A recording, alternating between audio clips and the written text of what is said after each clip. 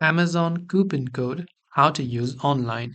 Now, if you have a coupon code, discount code, or any sort of promo code, or even a gift card code on Amazon, and you want to learn how you can use them online, well, it is relatively simple to do so. Open your browser and go to Amazon.com, or you can also use the app. Now, what you want to do is you have to use your coupon code during the checkout process. So, assuming that you have added the products that you want to buy to your cart, simply go to your cart and simply proceed to checkout as you normally would do otherwise. Now, once you proceed to checkout, here it will ask you to select the delivery information, payment, and so on.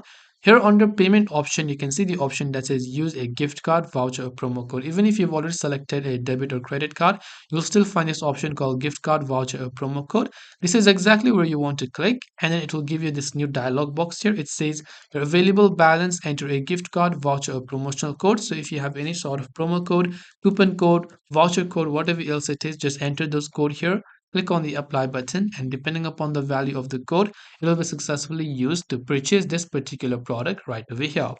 This way, you should be able to use Amazon coupon code online. If you have any further questions, feel free to leave them down. Thanks for watching till the end, and see you soon in our next video.